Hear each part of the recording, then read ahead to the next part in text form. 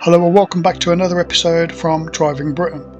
Today's episode is a British person reacting to an American who's reacting to confusing things that are inside UK houses.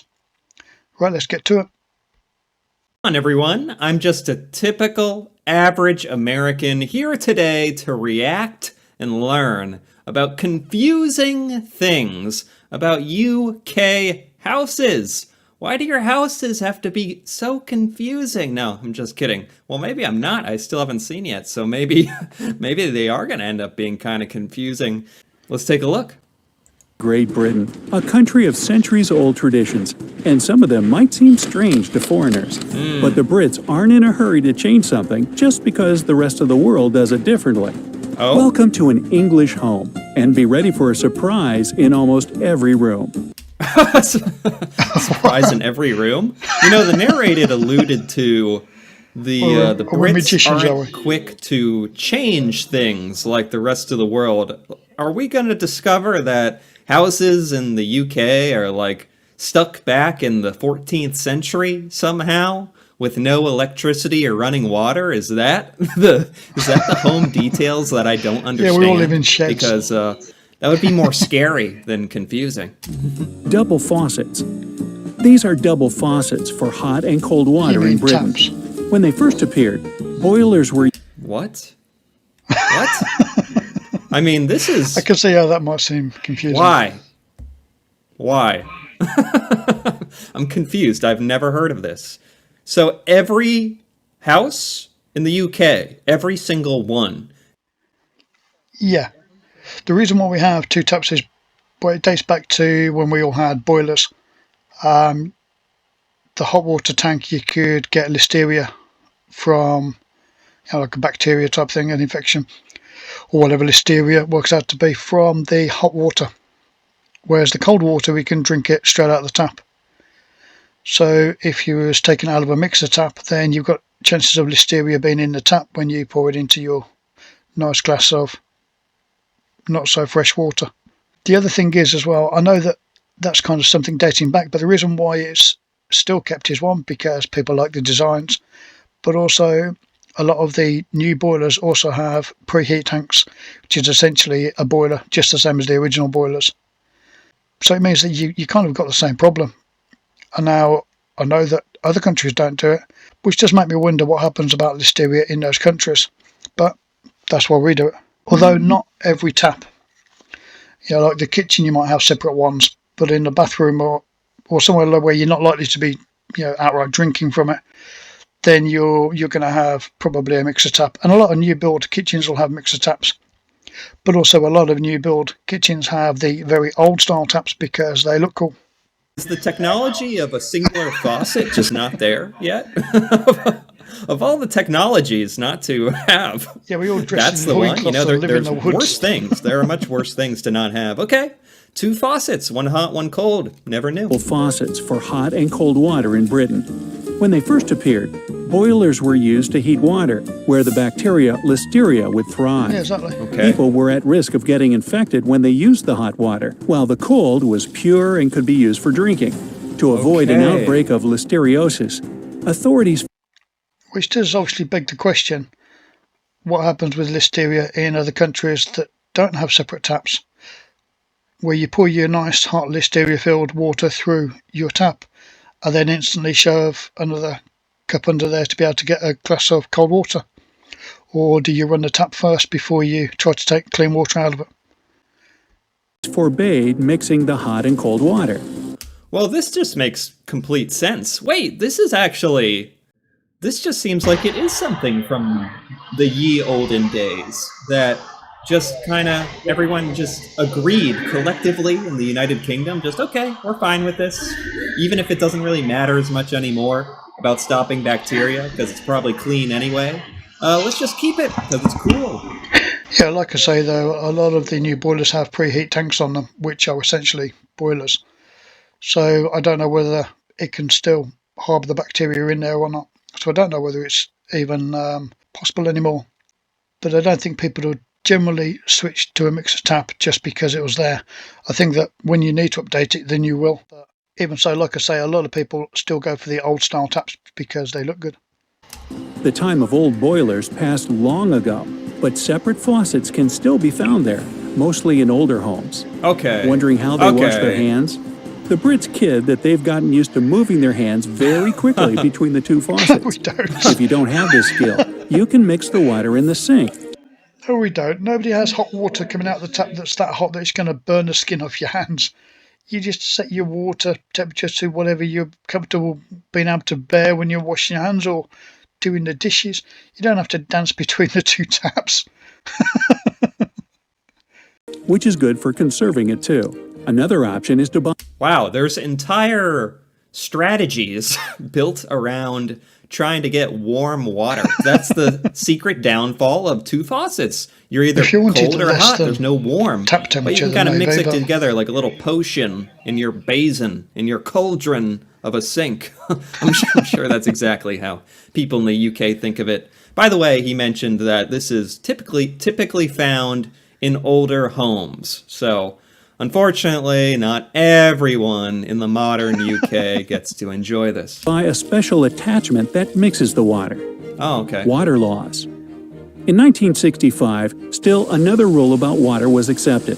The tap with hot water has to always be installed on the left side when it's possible to do so.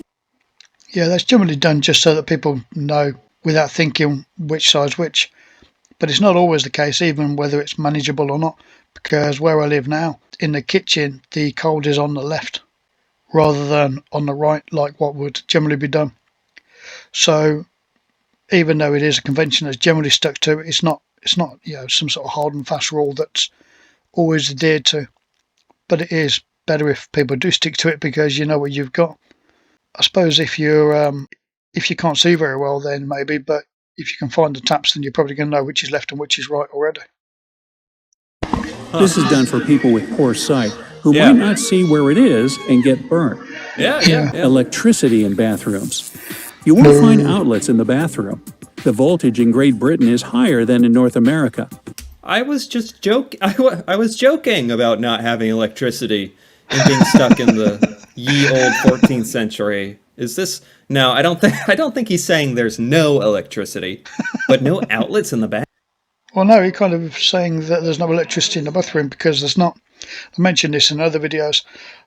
In the UK, during the winter months especially, the amount of steam and condensation you get from the shower, even with extractor fans and things like that, if you've got, say, I don't know, a metal rack with towels on or something, you would start to see signs of rust on there. Just the same as if we was to put a washer or a dryer in the bathroom, then it would, within a year start going rusty. But if the bits that you can see are going rusty, then what's happening to the wires with the electric? Just the same, all of the light switches in a UK house are pull cord. You don't put your hands anywhere near actual live switches. But it's just because of condensation, whether it's just where we're kind of geographically planted on the globe, it means that there's a bit more condensation. I'm not sure. Or, just the colder months. But that's why we don't. Some houses might have a 2-pin plug in the bathroom to plug in a electric shaver or your toothbrush or something like that. But you won't find 3-pin plug sockets. It'll be a 2-pin plug socket like what America use, because that's what we have on the shavers and toothbrushes. We have to use adapters to plug them into a normal socket. Bathroom. How do you blow dry your hair? How do you do? In your bedroom. Most people, especially women, they'll have a dressing table with a makeup and all the rest of it, a big mirror in their bedroom, and that's where they'd probably also have the hairdryer. And even women that would be doing their makeup and stuff in the bathroom, they wouldn't take everything in the bathroom. They might have some stuff and they might use the bathroom light because it might be brighter. But you also keep a normal amount of stuff in your room, so why wouldn't you have the hairdryer in that same place? You do. Find outlets in the bathroom. The voltage in Great Britain is higher than in North America, and in order to... Yeah, it's 240 to 250 volts. I know that says 230 on there, but it's a little bit higher. avoid an electric shock, there are even pull-string light switches there. They're totally safe, no matter how damp it is. British safety rules also demand that you shouldn't be able to plug something in an outlet when you're in the water. That's why there are outlets in the kitchen where you have contact with the water. Yeah, so really what we're saying is that it's because your governments don't care about you. We've seen all these TV programs with you Americans throwing toasters in the bath. We watch TV the same as you. But don't get into it. Wow. So this is just kind of built to be stupid proof, if you will, for lack of a better words. Yeah, you I guess, yeah. literally can't electrocute yourself if you're accidentally making That's because if there was access to electric power sockets and stuff in the bathrooms, then people are going to use them. And because UK houses are a little bit smaller than US style houses, then it means that the distance between, say, the bath and a power socket isn't going to be quite as great as what it would be in, say, one of your bathrooms. Yeah, we're essentially a very small island in the North Atlantic with 60 million plus people, and there's almost as many houses, or it seems like it. So space isn't something we have that much of, especially in cities. So a very big bathroom where you can keep the power socket and the shower completely separate, where you've got no risk of condensation build-up or splash, it's just not quite as realistic in the UK. So even though it's not about being a bit dumb, it's that it's just not really feasible. But if you did have sockets in there, then people are going to start putting extension leads and things like that on it to get things even closer to them, because people do. probably would help out quite a few Americans, in all honesty.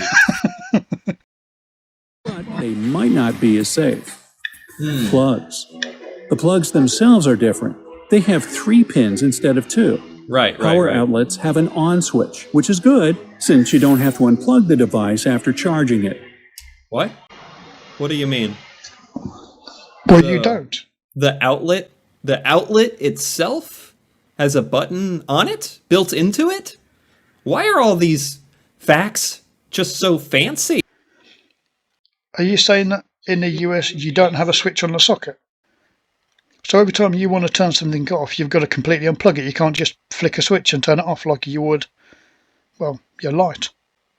Well, I suppose if you've got an extension lead plugged in and you've got 3 or 4 things plugged into that, then you would need to physically unplug whatever you wanted.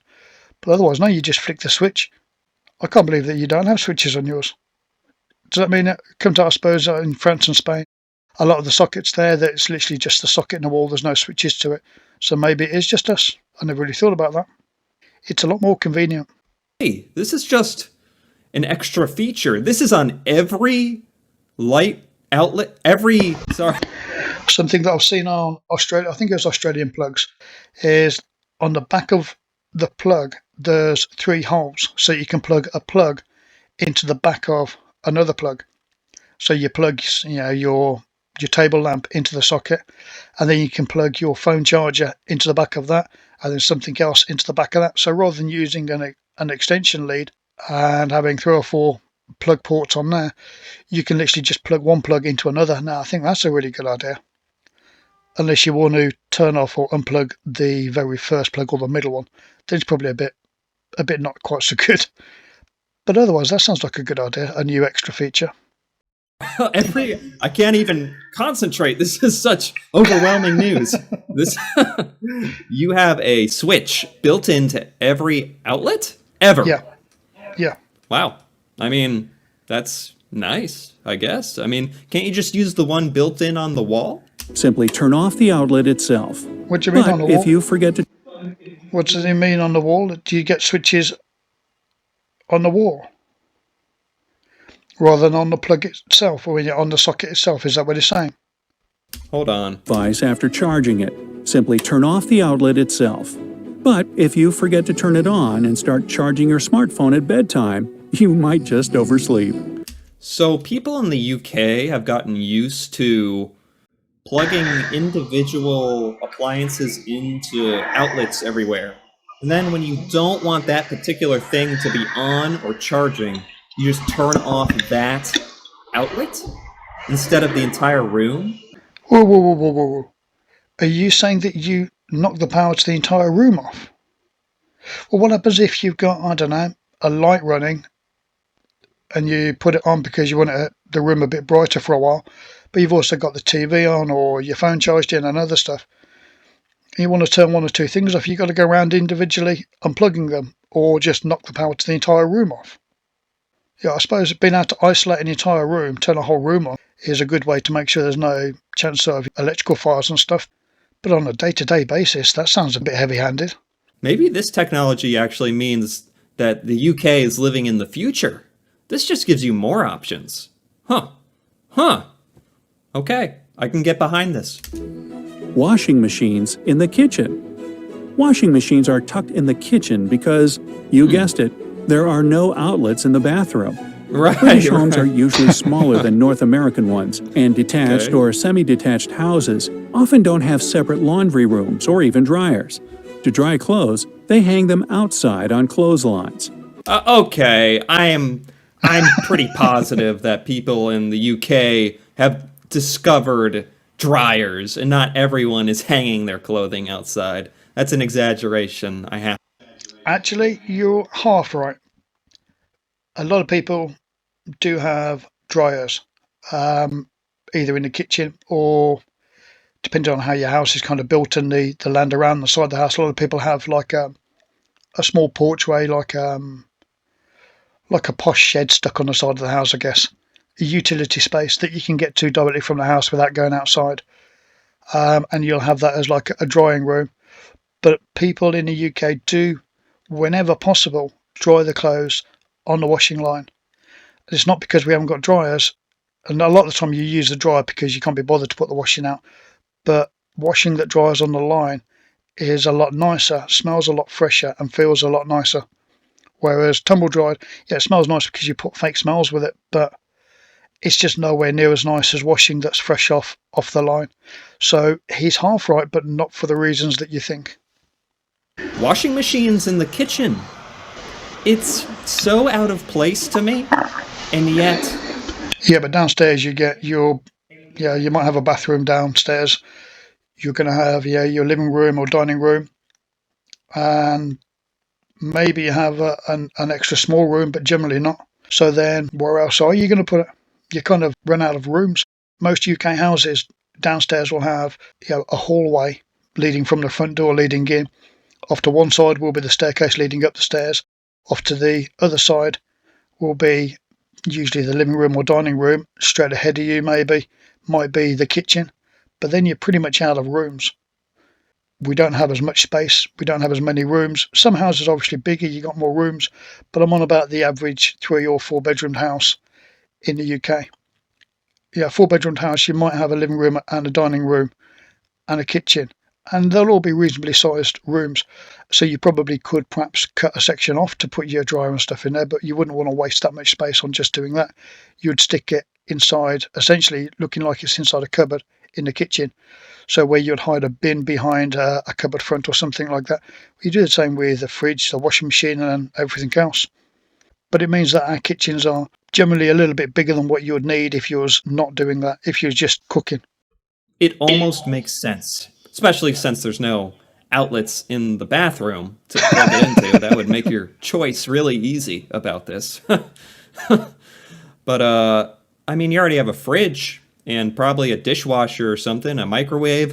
A washing machine kind of fits in there, doesn't it? Kinda. Still feels kind of wrong to me. I don't know. I can't shake it. Dishwashers as well. A lot of people do use dishwashers, but there's also a lot that don't. I would say that it's probably only 50% of UK households use dishwashers. It might be more, but I'm not sure that it is. I think that a lot of people tend to just not use them. I think that even when you have them, you don't always use them anyway. And because space is a bit of a premium, then some people might just choose to have something different in that place, unless you've got a bigger family, in which case you're going to have it for sure, because till the kids are old enough to be the dishwasher, you're not going to want to deal with all that. Not if you can afford to buy one and you've got the space for it. Reverse switches. Switches in Britain are reverse. You need to flip them down to turn the light on. They're not reverse, they're correct. To turn it off. Where does this tradition... Okay. This is a funny one. Americans really don't know. I mean, maybe this is my individual experience. I have no idea if my switch turns things on or off when it goes up or down. Really? I just flip it to the opposite way to make the opposite thing that is happening happen. If that made any sense at all, I just flip the switch and the thing goes off. My brain doesn't go further than that. Not really sure what to make of that. And you say, I'm sure you said at the beginning, I'm a typical American, and you're saying that you don't know which way the switch to turn your lights on goes. I'm not sure that that's really a typical thing. I think that might just be you. I didn't even know the reverse, that the UK could do the reverse of our switches, because I didn't even know which way our switches went. And yeah, I think Realistically, other than whatever sticker like on that little logo on the screen, it's got a red dot on the bottom. But essentially, it doesn't really matter which way up or down you put the switch. It's still going to do exactly the same. So other than whatever pattern's been stuck to it, it's just a switch. I've said what I need to say. Can come from? Nobody knows. It's just a convention. Okay. Interior doors. Now, what could be so unusual about doors? Yeah. Well, they don't open to the perpendicular wall, but to the parallel wall. It might seem strange, but it's good for privacy. They don't open to the perpendicular wall. The perpendicular? I'm trying to look around my place for some doors. Is this true? Do American doors open onto the perpendicular wall and not the... Wait a minute. But to the parallel wall. But not the parallel wall? This is blowing my mind. I'm gonna have to think about this. I'm gonna have to go look at some doors after this. This is big news. This. Yeah, I'm not really sure about that. I think that generally we put the door opening whichever way's got the largest space. So, you're not going to have doors opening together because they're going to clunk into each other. Depending on which way it opens, inside the room or outside the room, it's going to depend on where the door is, where the room is, and what's around it. So I'm not really sure where this is from. We'd generally put it just wherever makes the most sense, I think. This needs more consideration. Okay. It might seem strange, but it's good for Yeah, it privacy. Nobody will see you without clothes on if you're changing and forget to lock the door. Huh. Carpeting. Wall-to-wall carpeting can be found anywhere in the house. Sometimes in the bathroom, too. Oh. If you buy or rent a house, this won't even be mentioned in the ad. There's not usually another option. Wait, there's just carpet everywhere? I like carpet, but... Not really. Not for the past 30, 40 years. Most kitchens have tile floors, most bathrooms have tile floors, or a wet room or some type of hard floor anyway. The living room most hallways you would have carpet, stairs, well basically everywhere other than the bathroom and kitchen. But isn't that the same as everywhere? Or is that just the UK? Having it in the kitchen or bathroom, that's pretty much never going to happen in an American household. Just because you're going to spill stuff there. Yeah, and totally. it's going to stain the carpet, but it wouldn't stain tiles and stuff. Am I hearing this correctly? Carpet everywhere? To lock the door. House. Sometimes fitting.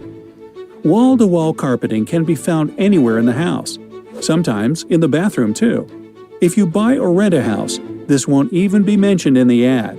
There's not usually another option. Really? Closets. What do you mean it wouldn't be mentioned in the ad? You mean as in they wouldn't say whether there's carpets down or not? Does that mean that?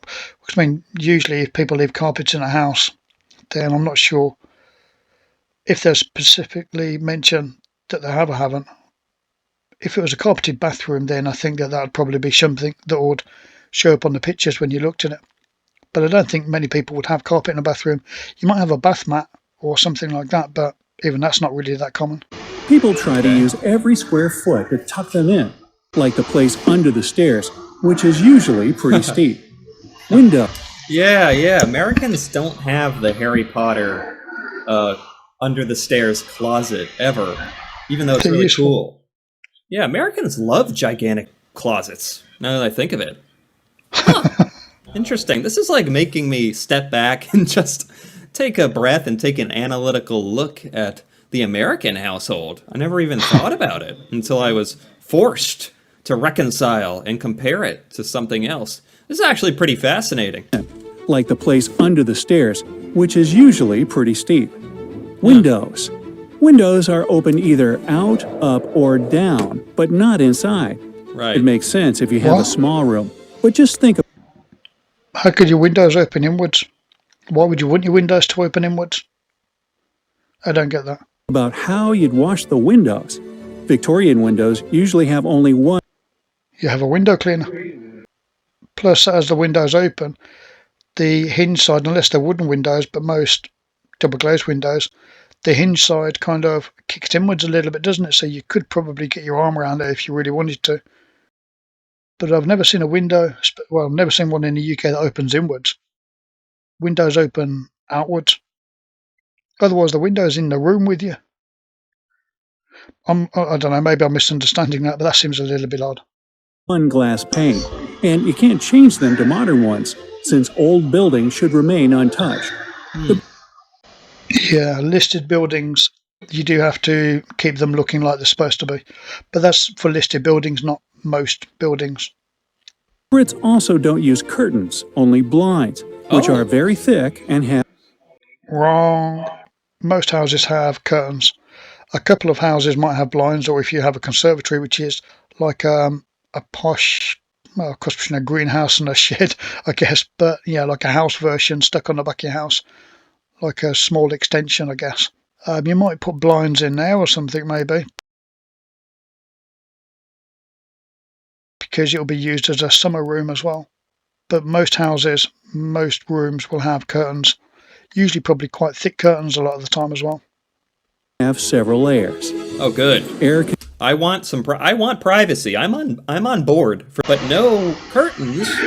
They're just some decor. Don't you want some extra decor? Okay, that's a really random one. only blinds, And which it's are wrong. very thick and have several layers. Yeah. Air conditioning.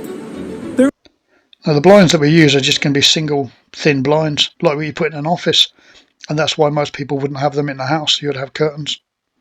There aren't often air conditioners in British homes, since the temperature in summer doesn't usually get too high. What? That's why windows are Yeah, used they for are very ventilation and have What? built-in air circuits so that fresh air can get inside even when windows are closed. What? Can you imagine what kind of air leaks they have? That's why special long pillows that prevent drafts are in great demand. What? No. The special long pillows that he's talking about is what we call a snake, and it's just a woody thing that you put at the bottom of a door. You don't put it over the window.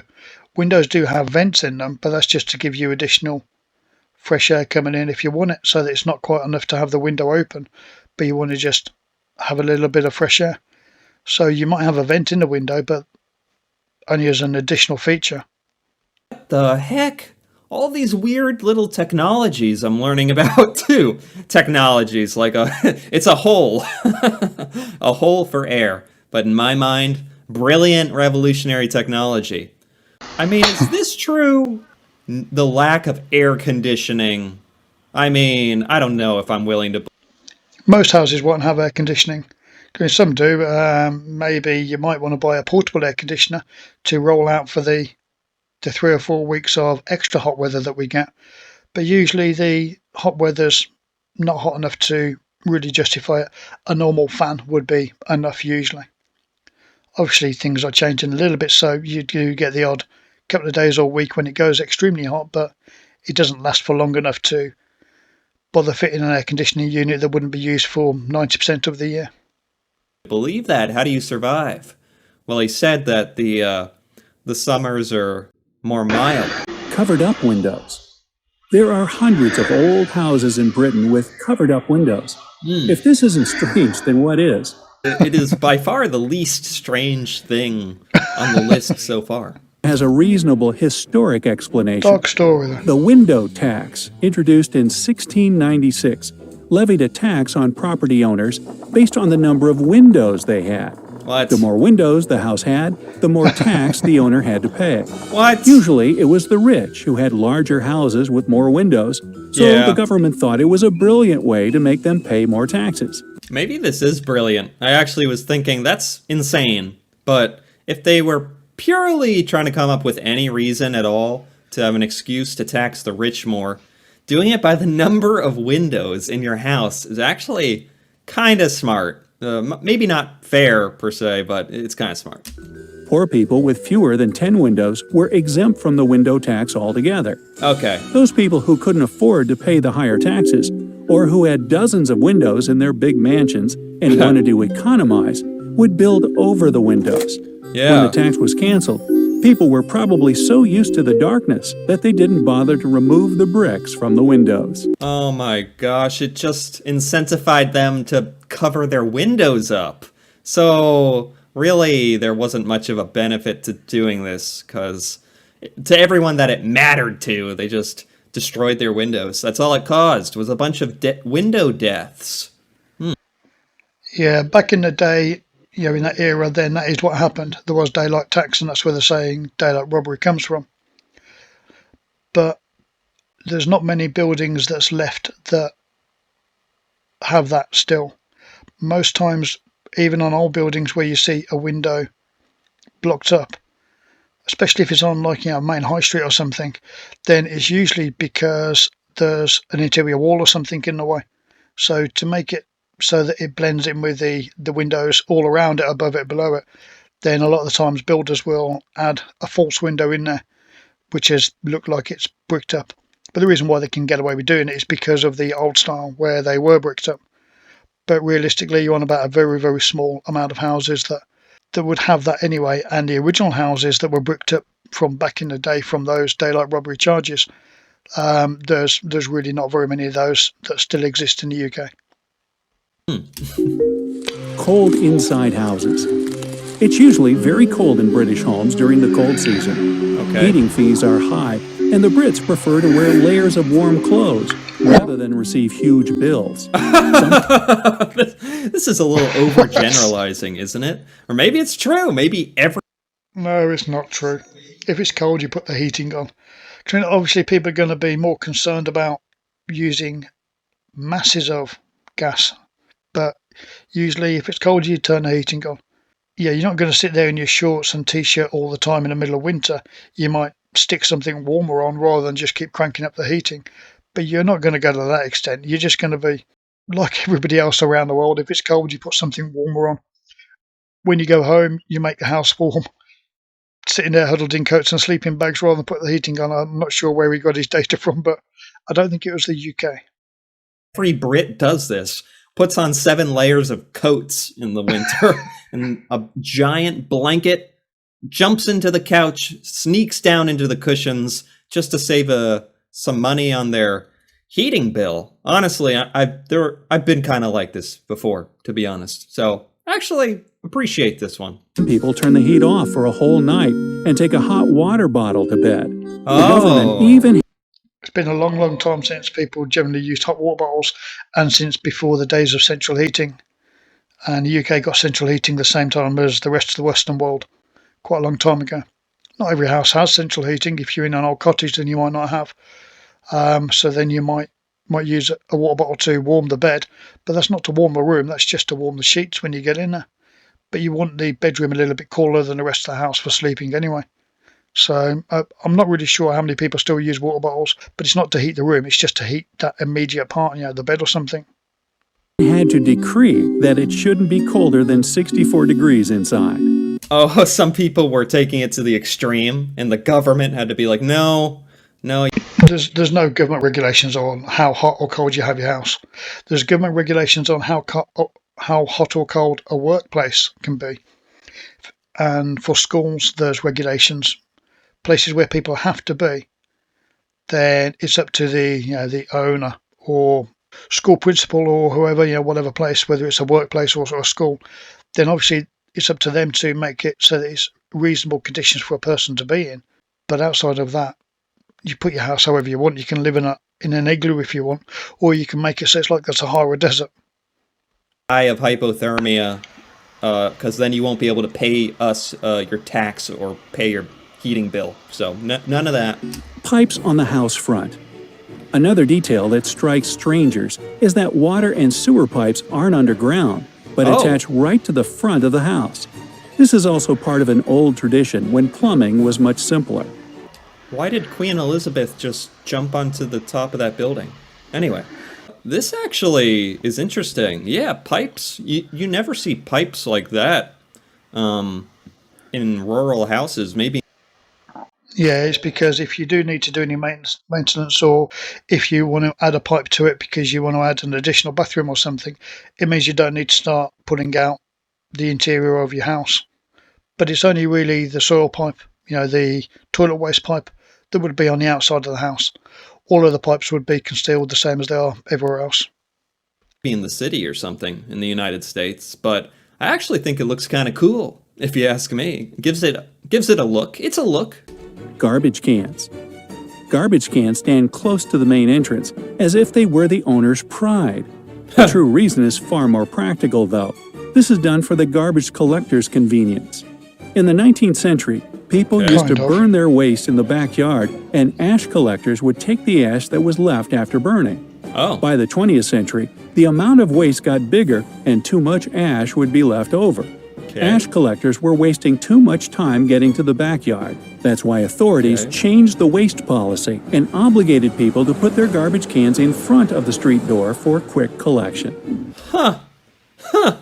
This is like the most legit, straight from the olden days. A rule like directly from an old law. That's pretty interesting. The original dustbins used to be metal because of the ash. But you're on about a long time ago, 60s, 70s or something like that. And then we changed to same style and size of bin, but plastic versions. Well, I think it was plastic. Some type of rubbery plastic stuff, the old ones were. But then, the same time as the US started using wheelie bins, we also started using wheelie bins, but we don't leave them outside the front of the house. They're just kept somewhere out of the way, out of sight. But on bin collection days, which is once a week, then we'll take them out. They're emptied, and then we take them back. We don't leave them out the front. Small yards. There's often not much space in the backyard for a garbage can anyways. Some British houses on the main streets of the town are only a dozen feet wide and have a super narrow backyard. Wow. But still, they cost much more than houses. Yeah, if it's... He's mixing two bits here, because the smaller houses, you might get some like that in London and things, but usually that was the old mining houses, and the ones like in Birmingham where they're back-to-backs. So they are very narrow houses, a lot of houses crammed into a very small area. But generally, most houses, the back garden will be a lot bigger than the front garden. The front garden will be big enough to be able to put your car or two cars there in length, and at least two cars wide. Not all houses, some newer builds are smaller to keep the price of the house down, but generally you'll fit, if you was to put cars there as an idea, you'd fit probably 4 cars on the front and then a lot more on the back. The back is going to be just a reasonably big garden on most houses. If you're in the inner city, then you're not going to get so much space, but that's because you're in the inner city. But the amount of houses crammed into cities versus spread around the country generally, I would think that the smaller city houses is less than a quarter of the amount of houses, I guess. So it's really not a very common thing what he's describing there. On side streets. I mean, this depends on where you live. If you're trying to buy a house in London, I'm sure it's like $1 million and probably only 12 feet wide. That makes sense. But if we're talking about just houses in the UK, I'm sure some have like bigger area and large front yards and back. Well, the house where I am now, the front garden's probably, I don't know, 40 foot between the house and the road, the pavement. Probably about the same amount in width. The back garden's probably 50 foot wide and about 120, 130 feet long, which I know is bigger than a lot of gardens. But there's also, a lot of gardens that's the same size or bigger. So, I think that where I am now is fairly general. It is quite big to be in the back garden, but certainly not like what they're describing. Yards, right? Somewhere. The reason is quite simple. Everybody wanted to live on the main street, no matter how small the house is. And they still do. Yeah. Mail delivery. No, on the main street, most houses aren't going to be on the main street. On the main street, it's going to be shops with flats above. You're not going to have very many houses on a main street. front doors have special slots for the mail, and letters Yeah. and newspapers fall right to the floor of the entry. Yeah, this is only something Americans see in movies or something. You see these all the time when you're growing up as a kid in America, and you learn that their existence is perfectly normal, but It is they normal. don't exist anywhere in the United States. I've never been to a house that had a mail slot in the door, but yet I'm perfectly familiar with the concept of a mail slot. It's very strange, very strange. Especially if there's no slot, the mail is tucked under the front door. You remember that episode in Harry Potter when dozens of letters from Hogwarts... That episode? That episode? Does he mean movie? Or Yeah, he book? sounds very hip and trendy and down Episode. with the kids, isn't he? Maybe it was the animated series. Who knows? door. You remember that episode in Harry Potter when dozens of letters from Hogwarts flew through that slot inside the house? I do. Now you have an idea of what I'm talking about. Yeah. Milk doors. Old houses also have The letterbox is in the door because then you don't need to walk down your garden to get your post. It's just makes sense. special tiny doors for milk. They seem strange now. Also, I come across the other day that or at least in some parts of the US, I don't know if it's right across, but to post letters, you'd put it in your mailbox and the postman takes it away with him. We don't do that. We post it in a post box or take it to a post office. Now that you can go to any supermarket and buy milk that stays fresh for months. Yeah. The concept of a milkman, I've heard of way back in the day. A guy who would come take your empty glass bottles and replace them with full bottles of milk. The milkman. But I've never heard of a milk door, to be honest. Kind of makes sense, though. But until the middle of the 20th century, dairy factories delivered milk right to the buyers' houses. People would leave empty bottles on the porch or behind a special milk door that used to open both on the inside and the outside. I mean, this door looks, if this is to scale, this is like just big enough to where you... It's just fantasy. In the 1800s, maybe you might have had a milk door, but I don't think I've ever anywhere in the UK seen a milk door. I didn't even know they existed. You might have a cat flap and it wouldn't be that size, not unless you owned a tiger. But we do have milkmans. Not many people use them, but they still exist. But we don't have a milk door. That's just, I don't know where he's got his ideas from this. I think he's been looking in a book of history from the 1800s. Might, if you had the reasons, for whatever reason, you could probably squeeze and crush your body through that. If you had to get in. You could fit a TV through it. I don't know, if one were so inclined. I think that's still a great idea. And finally, this bonus. Remember when I spoke about wall-to-wall carpeting earlier? Well, there's a special pond near London where if you drop your wallet into the water, the carpfish there will pass the wallet around to each other and then toss it out of the water back to you. Is this a joke? I feel like this is a joke or something. The only thing that makes sense that is said so far is that you might get carp in ponds in London. That's true, you might. It's called carp-to-carp walleting. I'm sorry, I couldn't help myself. Back to Britain. Which of these strange details impressed you the most? Maybe you've noticed others. Let me know down in the comments. Okay.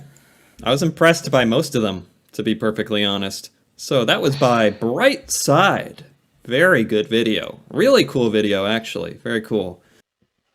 He's either taken that from a very old video, as in before the internet old, or, which I doubt, or whoever did the research for the Bright Side video didn't actually do any research or speak to anybody in Britain or has ever been to the UK. But other than that, I think that they was fairly accurate.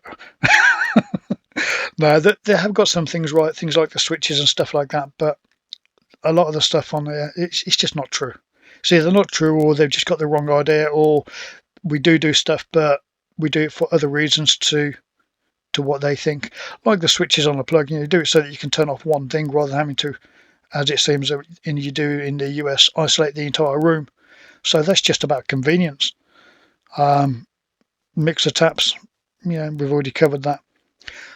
I think it's the same with most stuff. The things that we do and that we have are because it in some way makes it more convenient or is just safer. I am wondering what happens about listeria in countries outside the UK that use mixer taps and have always used mixer taps. Have you also always been poisoned with listeria? Yeah, put in the comments what it is that you do about that, or maybe just don't drink the water out of the taps. I know that that's the thing, especially in the US. I know that there's been some controversy with the water supply in some areas, so maybe it's just not a common thing to do anyway. All right, I'm going to leave the video there because I think he's just going to recap on what we've seen. It's a bit of a weird one today, and also a bit of a longer video than normal. We'll have a look for something fun to bring to you next time that's hopefully not quite so confusing or inaccurate. Thank you for listening, and I hope you enjoy the rest of our videos, and please don't forget to subscribe. And your comments are really helpful. Quite a lot of people have been adding comments about different things that either I've got wrong or they've got wrong, or that neither me or the videos that we're playing have thought about, and they're really helpful. So keep adding those comments, and thank you.